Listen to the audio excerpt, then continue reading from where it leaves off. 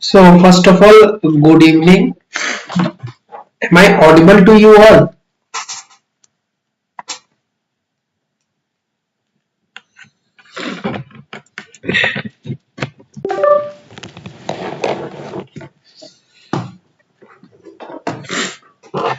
hope I am audible to you all.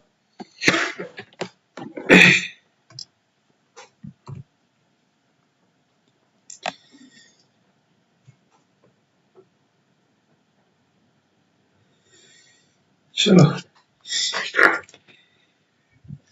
So before I start this class, I would like to ask, uh, did you understand the 5 question I explained yesterday regarding the previous year?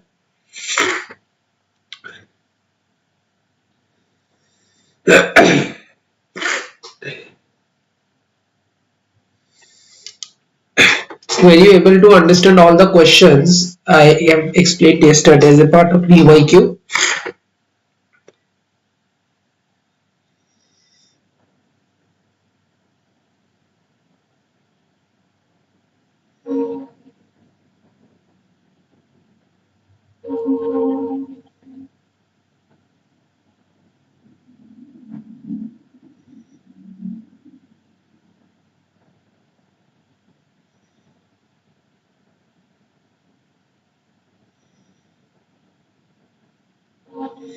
Okay, so understanding is not enough. You have to try and practice that yourself also.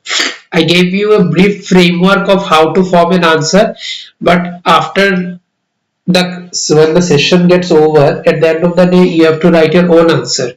So make sure you continue that practice. Okay, so today we'll start with the Assam part. So I have finished the Salastamba dynasty in the last class. Before this answer writing class, I have finished Salastamba dynasty. Now, who was the last ruler of Salastamba dynasty? Can anyone tell me in the comment section? Who was the last ruler of Salastamba dynasty?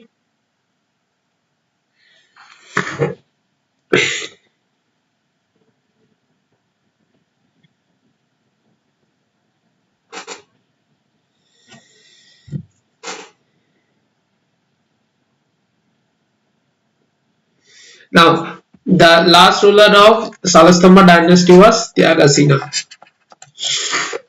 Now, after that, this ruler, there was no dedicated successor as Tyagasena died childless. So, what happened is that a official named Brahmapala was established and elected by the people as king of Kamrupa. Now, as of now, we are studying the what? Kamrupa kingdom. And this Pala dynasty, Salastamba dynasty, these all are what? These are dynasties. Remember, these are dynasties. Kingdom name is what? Kamrupa kingdom. But dynasty is constantly changing. Okay, because one after the other dynasty were ruling the same area, which is known as what? Kamrup area. Okay, I hope this is clear to you all. Now, so when Brahmapala was elected as the ruler of Kamrupa, he started a new dynasty that is known as what? Pala dynasty. So the first important question which must be asked, which could be asked from this area, is who was the founder of Pala dynasty. Now the next question is, when was Pala dynasty established? It was established as 1990 AD.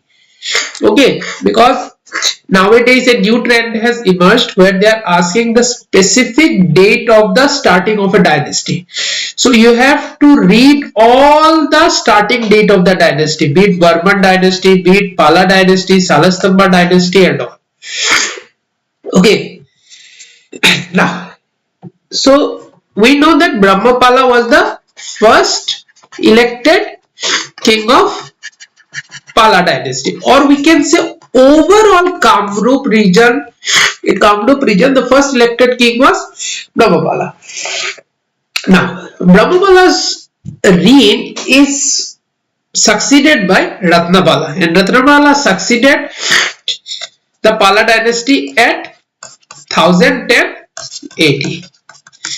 Now, during the reign of Ratnapala, two inscriptions were issued. One at Borgaon and another at Walkusi.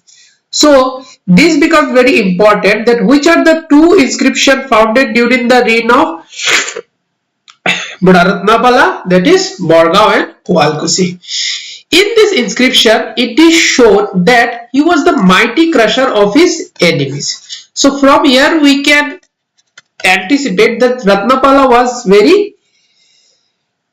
very aggressive king, a very good king. Okay, he not only fought against the Bengal rulers, he also fought against the rulers from Gaur region, Kerala region and Deccan region. He also assumed the imperial title name Parameshwara Parama Bhadaraka Maharaja Dhiraja. Okay, also he reinforced, or we can say fortification. He also fortified the area of Pragjyotishpur and renamed it as Sri Durjaya. So this Sri Durjaya was ultimately the capital of who? Ratnapala. Okay. Now Sri Durjaya means impregnable, means it cannot be attacked by any soldier. It is resistant or immune to attack. Also, another important feature of Ratnapala's reign is that during his period there was lot of cultural activity. What cultural activity we'll read when we read about the art and architecture. But for as of now, we can know that Ratnapala was a very important king. So the first information you need to remember is, what are the inscription issued during the reign of Ratnapala? That is the first information. Second, what was the title adopted by him? Where was his capital located? And what is the name of his capital? These four informations are more than enough. Okay. Next. Now, Ratnapala was succeeded by who? Purandarpala, who was the son of Ratnapala. Now, it is said that during Purandarpala's reign, the kingdom of Kamrupa extended in the Sodhya region, that is near Tinsukia region. Okay, and how did they expand? By marriage alliance. Okay, now, but Purandarpala's reign was very short in nature and he was succeeded by who? Indrapala. So from Purandarpala there is no necessary information from the exam point of view that we need to remember. But from Indrapala's point of view we need to remember many points, because Borgaon and Hualkusi was associated with Ratnapala, whereas Guakusi and Guwahati inscription are associated with Indrapala. Okay. Now again, this is the first information you need to remember. The second information that you need to remember is he lived during the rule of Gaur king. And what was the name of the Gaur king? Virgapala III. So this is the second information you need to remember. Okay. Now again, Indrapala was a very good king who expanded the territory of Kamrupa. And how did he expand the territory of Kamrupa? By what? By annexing North Bengal. And what is the name of the North Bengal territory during ancient time? Pundravarta. Okay. Also, he gave various land grants to Brahmins residing in those areas. As we know that Bhaskar Varman also gave similar land grants to Brahmin residing in those areas and inscribed those on a inscription. Can anyone say in the comment section what is the name of the inscription issued by Bhaskar Varman, where he mentioned about the land grants given to Brahmanas in those areas?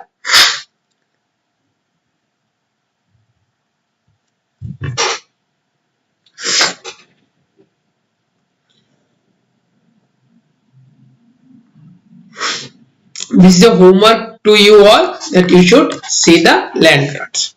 Okay. Now, he also adopted the same title as adopted by Ratnapala. Parameshwara Parambhadrakara Maharaja Dhiraja. Also during his own reign, there was a lot of peace and prosperity. Okay. So from here, the first information, this you need to remember, this is the second information, and this is the third information. But out of these three information, only these two informations are very, very relevant. Okay. Next he was succeeded by Gopala. Now remember, there are two Pala dynasty in India. One Pala dynasty is in Bengal region, that is in Gaur region. Another Pala dynasty is in Kamrupa region. So don't get confused. Now in Bengal region, the founder name is Gopala, but in Assam the founder name is not Gopala. Instead it is what? Brahma Pala, and it was found during the reign 1990 AD. Okay. Now why Gopala's? What is the significant event during Gopala's rule? Sorry. During Gopala's reign, the East Bengal kingdom, that is the Gaur kingdom, invaded Kamrup, and the territory invaded by Ratnapala was again invaded by Jata Barman from East Bengal, isn't it? Now Gopala was succeeded by another king whose name was Harshapala. Okay, he also reclaimed the territory annexed from Gopala. So somewhere we can see is that the territory of this area, North Bengal area, were somewhere time annexed by kings from Bengal and sometimes annexed by king from Kamrup region. So it was a bone of contention between dynasties in Kamrup region and dynasties in East Bengal region. Okay. Now next, the next important king is Dharmapala. First important king was Ratnapala, and after that the next important king was Dharmapala. Why?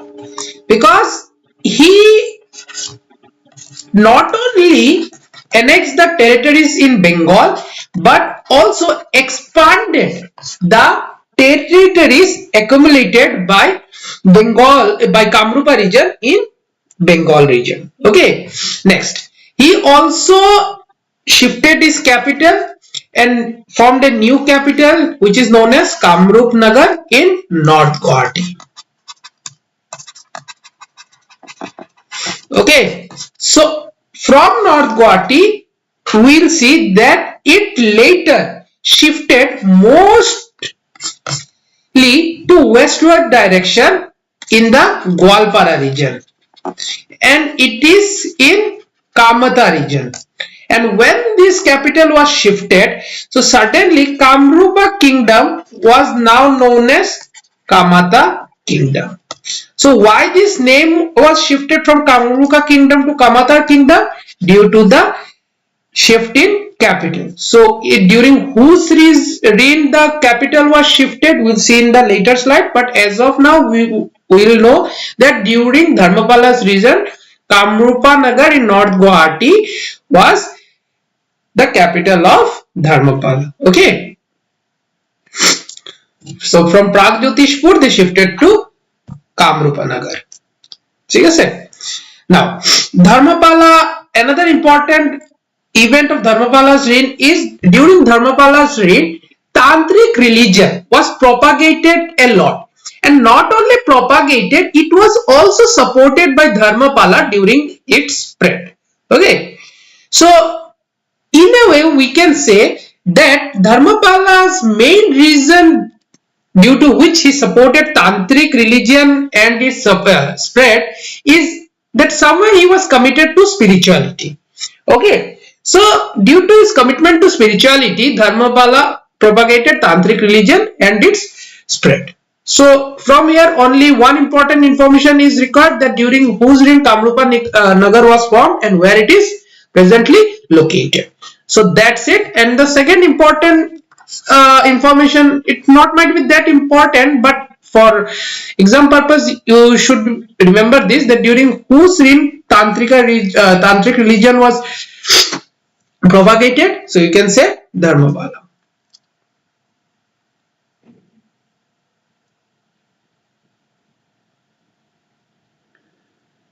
Next,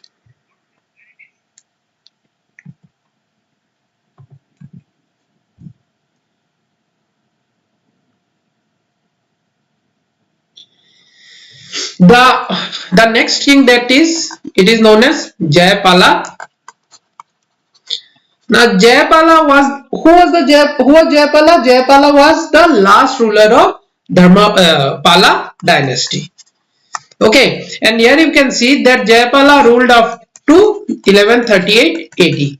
So somewhere we can say that during 1138 AD, Pala dynasty came to an end. Okay. Now, during Jayapala's dynasty, a inscription named as Silmipuri inscription was erected, and from here we can understand about the reign of Jayapala. Okay. During the why is this reign very important? Because it is during this era that Ramapala, member of or king of Pala dynasty Bengal, attacked Kamrupa. Okay, and it is during this time that Kamrupa region came under the reign of Pala dynasty of Bengal. How? After Rampala defeated Jayapala, he appointed a person named Tingya Deva. Okay. Now, Tingya Deva was nothing but acting as a vessel of Ramapala. So, this marks the end of Pala dynasty. And when did it end? It ended in 1138 AD. Okay. Now, let's understand, because if you look, when did Pala dynasty end? It ended in 1138 AD. That is in 12th century AD. Isn't it?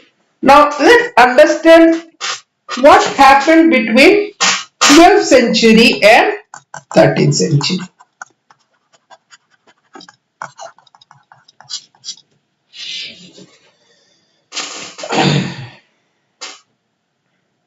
Okay, let's understand. Now, as we know, Jayapala was defeated by Rampala, and after that he appointed a person named Tingya Deva as vessel to rule over Kamrupa. But soon Tingya Deva rebelled against Rampala's authority, because what was the main purpose of his rebellion is that he wanted to establish, Tingya Deva wanted to establish a independent kingdom, isn't it? But in the process Ramapala died and Kumarpala succeeded. So Kumarpala dispatched his general named as Vaidya Deva to confront Tingya Deva.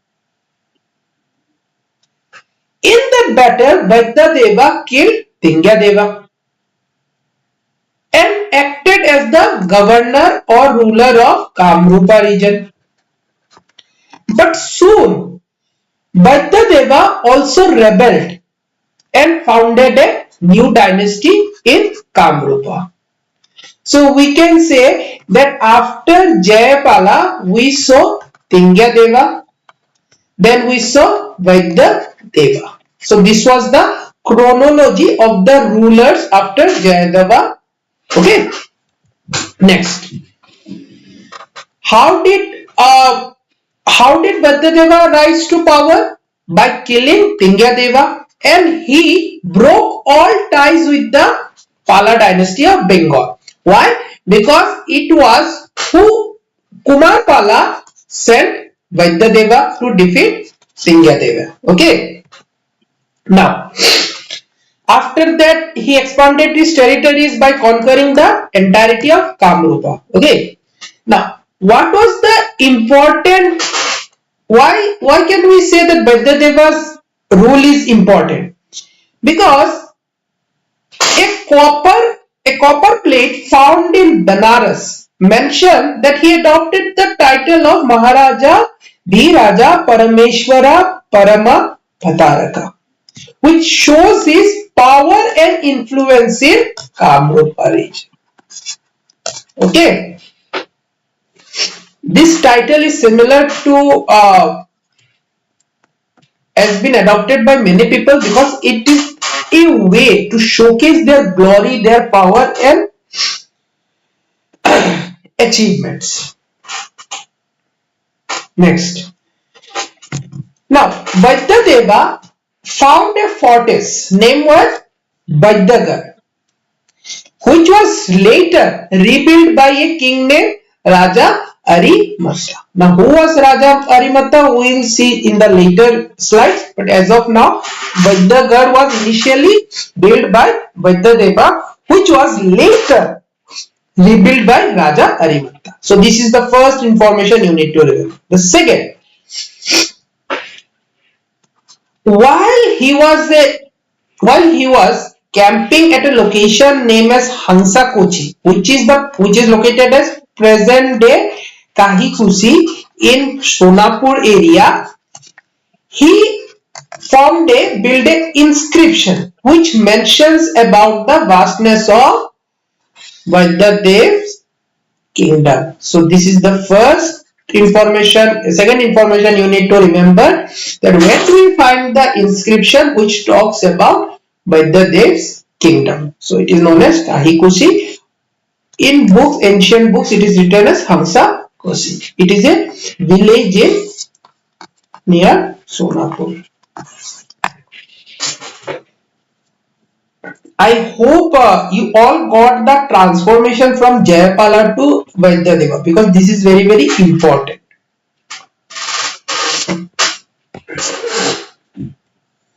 Now, after Vaidyadeva, we find some kings named as Rayari Deva, Udayakarna, Vallabh Deva. Okay. Now, Rayari Deva defeated the king of Bengal named as Vijayasena. Now, Vijayasena defeated who? Vaidyadeva. Now, somewhere after this Rayari Deva, the king was succeeded by Udayakarna. Okay. Now, after that, Udayakarna was succeeded by Vallabh Deva. Now, during Vallabh Deva's reign, the king of Bengal named Lakshman Sena invaded Kamrup. Okay, and this is also well documented in the Lakshman Sena's inscription, where he defeated Vallabh Deva. Okay. Now, who was the successor of Vallabh Deva? Let's understand this thing.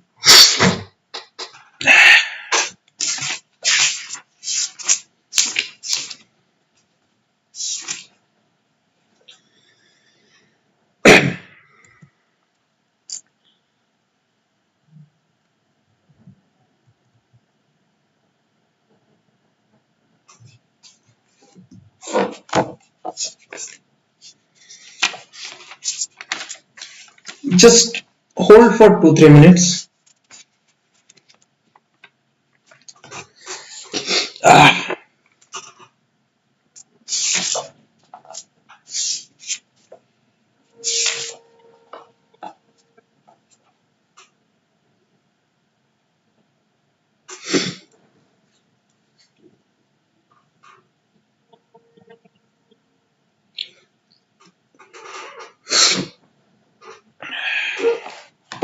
Okay, now after Vallabh Deva, there is no distinct mention of his successor.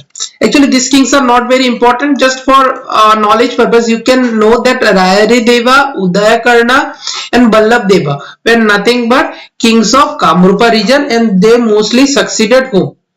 Vaidyadeva. Okay, so this much information is very, very important and necessary. Rest the internal details are not that much necessary. Also, after Ballabh Deva, we don't find any mention of kings who succeeded whom, and suddenly we find the mention of Raj Prithu. Now, why is Raj Prithu's Prithu's reign is very important? The first important event that he resisted invasion, Turkish invasion. He resisted the first Turkish invasion, which happened during 1206 in 1206 AD. Okay. Now, what was the alternate name of Prithu? Visva Sundara. Okay, so in a inscription in Nagaon mentions that Viswasundara as a king of Kamrup defeated Sultan Ghiyasuddin. Okay, so he is likely to identified as Prithu from the Muslim historical record. So here only two informations are important. First of all, when did Bakhtiyar Khilji was yeah, this was the first Turkish invasion. The second Turkish invasion was with Ghiyasuddin, and in Ghiyasuddin's inscription we find the mention of who? Viswa Sundara, who was nothing but Prithu. I hope these are the two information you need to remember. Okay, but after Prithu, because we know that who created the North Guwahati capital Kamrupa Nagar, Dharmapala. Previously it was Pragjyotishpur, but after that it became Kamrupa Nagar in North Guwahati, and it was also the capital of succeeding king. ठीक है sir? Now after Prithu was killed, he was replaced by Sandhya. Now Sandhya was the last king of Prithu dynasty. It was during the reign of Sandhya he faced an invasion by another Turk named Tugril Khan Malik Uzbek, was the Turkish governor of Bengal. Okay, now in that process he was Sandhya defeated Malik Uzbek and inflicting heavy loss on the Muslim army. Okay, but following this invasion of Uzbek, Sandhya relocated the capital from North Guwahati to Kamatpur. Okay, so after this relocation, suddenly the kingdom of Kamrup name was changed to Kingdom of Kamatpur. I hope now you understand how the name got transferred. Okay, now after Sandhya's reign, after Prithu's reign, for a brief period of time, we know that Sandhya was placed as the ruler of Kamrupa by the Muslim invaders only. So somewhere during that period, what Kamrupa region acted as the vassal state of the Muslim kingdom. After that, when Sandhya killed and resisted the Muslim kings, and after that only the Kamrupa kingdom was transformed as Kamatpur kingdom, and it started acting as an independent one. Okay, so I hope did you get this process of transformation from Kamrup to Kamatpur, the name?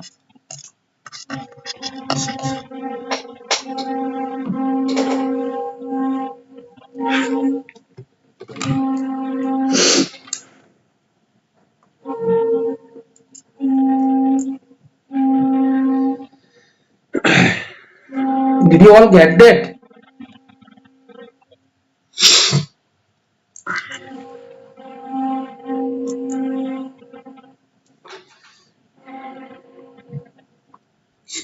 Okay, now after that we need to understand that when Kamatpur kingdom was formed, what was the territorial expansion of Kamatpur kingdom? So it comprised mostly of the modern day Gwalpara Kamrup district with some portions of North Bengal and Mymensingh. Mymensingh, where is Mymensingh located? It is located in Bangladesh. Okay. Now, it was during this period, and who formed the capital Kamatpur? Can anyone say in the comment section who formed the capital Kamatpur?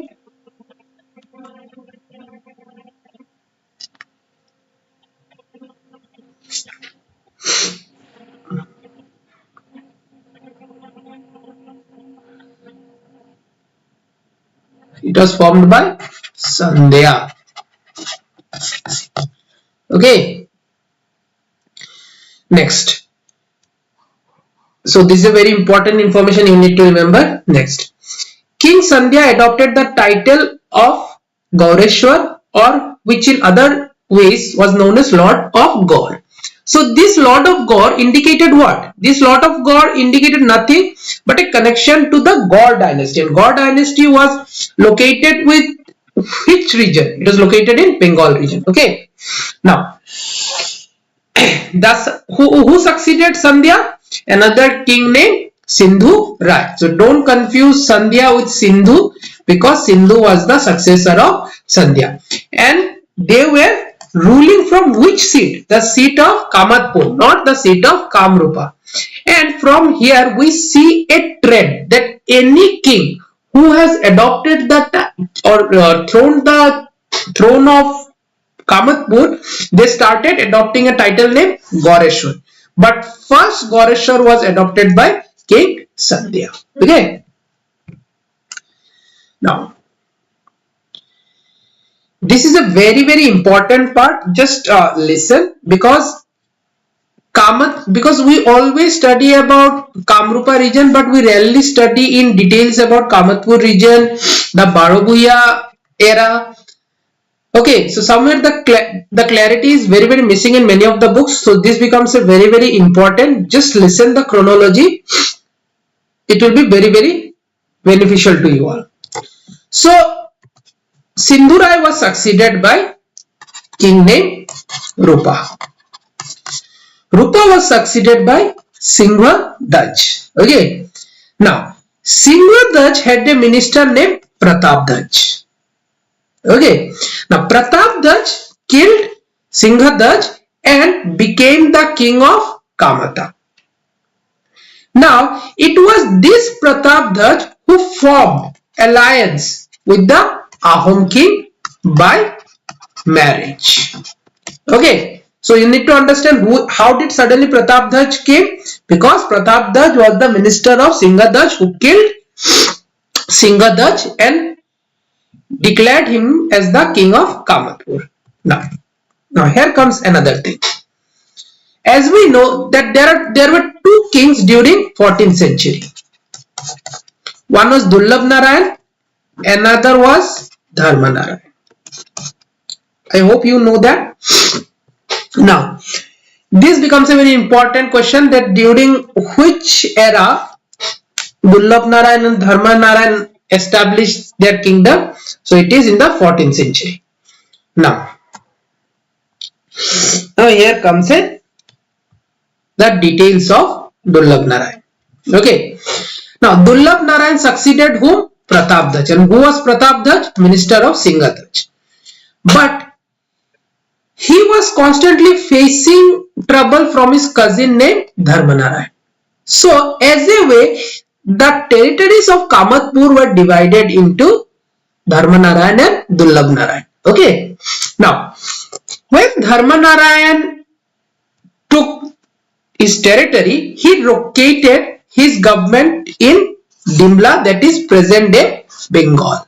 And from here, Dimla is nothing but a region around Coach Bihar. Okay. Because Dharma Narayan didn't want to face any retaliation from Dullabh Narayan. Okay. Now, when Dullabh Narayan, what happened is that, as we know, when we study about the Bhuyas, so we'll know that Bhuyas are located in the eastern part and they were constantly revolting. I hope you know that when Bhuyas were revolting, so Dullabh Narayan capitalized on this revolt and seized certain part of North Kamata. Okay.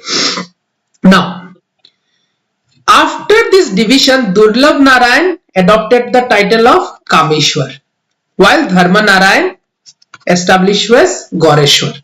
So here comes the first information, that what was Dullabh Narayan's title? It was known as Kameshwar. Okay. Now, as a token of goodwill. In the eastern part of Dharmanarayan's kingdom, some Kasthyas and Brahmin families were settled. It's nothing like a token of goodwill. Okay, so in whose kingdom the Brahmin families and Kastha families were settled? In Durlabh Narayan's kingdom. And why it is important? Because among these families, the leader of these families was known as Sandibar, and Sandibar was ultimately the ancestor of Sankardev. So in a way, this becomes a very important portion that during whose kingdom the families were settled. Now, Durlabh Narayan was a very famous king. As we know that he was a very good patron of learning, and it is during this region, during this era, we find that many well-known poets such as Hem Saraswati, Hariyar Bipra wrote and composed very beautiful piece of literature. Okay. Now, what are those literature? We'll see in the later part, but as of now, you need to remember that it was during the era of Durlabh Narayan that we saw many good poets and writers such as Hem Saraswati and Hariyar Bipra. Now, again, Durlabh Narayan was ultimately succeeded by his son Indra Narayan, and Indra Narayan was ultimately dethroned and killed by famous Arimatta, whose other name was what? Gajanka. So you need to remember this information, that who was Gajanka? He was nothing but another name of Arimatta. And how did Arimatta become a king? By killing Indra Narayan. And who was Indra Narayan? Indra Narayan was the son of Durlabh Narayan. Okay, now let's understand the background of Arimatta. Now, this Arimatta was basically the son of Tamradhaj. Tamradhaj was nothing but the successor of Dharmanarayan. Okay, but Indra Narayan was the successor of who? Durlabh Narayan. So, after killing Indra Narayan, he annexed all the territories that was under Durlabh Narayan. And in a way, the division which happened between Durlabh Narayan and Dharmanarayan was ultimately again united. Okay. Now, during this region, during his reign, the Bhuyas revolted. Okay. And he suppressed those rebellions and ultimately shifted the capital to Boidyagarh. Okay. And Boidyagarh was the fort of Balladeva, Vaidyadeva. And he did what? He did nothing but reinforce the fort established by Vaidyadeva. Okay. Now, it is also said that during his time, there was a king of Dorong named Ramachandra, and he also annexed various territories of Ramachandra. Okay. Now, it is also said that he has killed his father, that is Tamradhaj, but there is a confusion that some historians think Indra Narayan as his father only.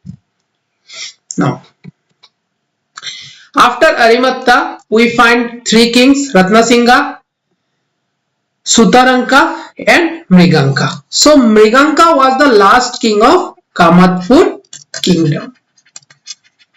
Okay, so as Mriganka died childless, so the Bhuyas chief founded a new dynasty known as Khan dynasty or Khen dynasty, and the most renowned ruler of Khen dynasty was Nilambar. Okay, so we'll see about this more in details about Khen dynasty, but as of now you will know that was the last ruler of Kamata kingdom, Mriganka.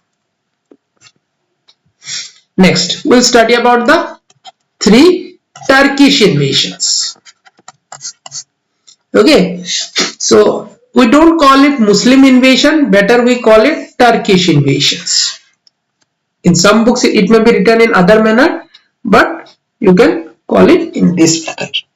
Now, the first Turkish invasion happened in 1206 AD. And who was the king during which this invasion happened? Prithu. Now, this invasion happened in 1205 to 1206. Okay, he was the first Muslim invader to invade Kamrupa. Now, this account of this expedition is given in a book written by Minajuddin Siraj, and that is known as Tabakat Nasri. Okay. Now, who was Muhammad bin Bakhtiyar Khilji? He was the governor under Kutubuddin Aibak. So, who was the king of Delhi Sultanate during which this Turkish invasion happened? It was Kutubuddin Aibak. And who was Kutubuddin Aibak? You need to study more about him in Delhi Sultanate part. Okay, now there is a lot of debate that what was the intention of Muhammad bin Bakhtiyar Khilji. Some say that he wanted to go to expedition named Tibet. Some historians say that he was solely focused on annexing Kamrupa region. Okay.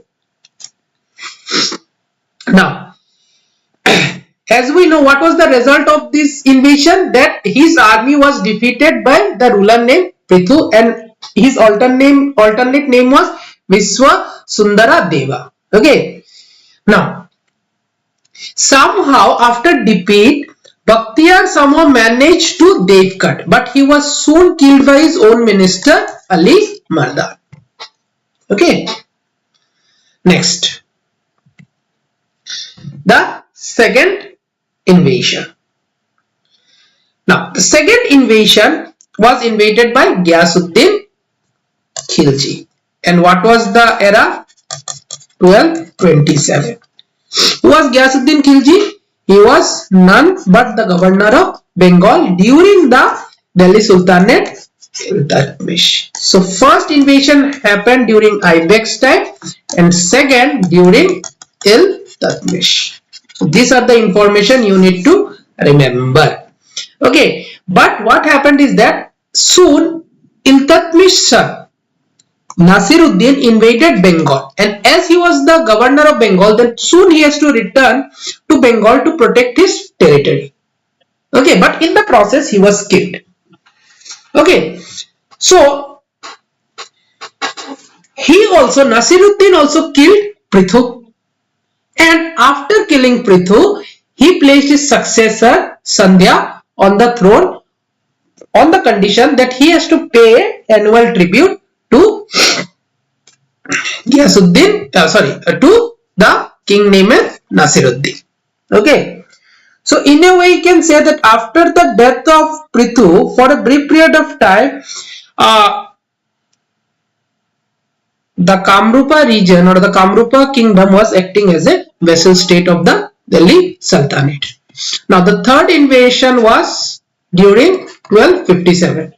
So what happened is that during the invasion of Tughril Khan, Sandhya formed a alliance with Sutia king, and in that process he defeated Tughril Khan, and Tughril Khan was none but governor of Bengal. Okay, so in that process what happened is that the Sultan was killed, and after the killing of Sultan, Sandhya ultimately shifted his capital from Kamrupa Nagar to Kamatpur, ultimately becoming the founder of Kamata kingdom. Okay. So tomorrow we'll see the social political condition, art and culture, literature during ancient Assam. So I'll give a brief overview. What was the food pattern, what was the economy, what was the social conditions. Okay, so this will be the next chapter, and ultimately after that I will teach this one, the Khan dynasty, the Sutia kingdom, the Barabuyans. So in the next class we will see all these things. Okay, so up to then, Thank you for attending the session. We will again meet tomorrow.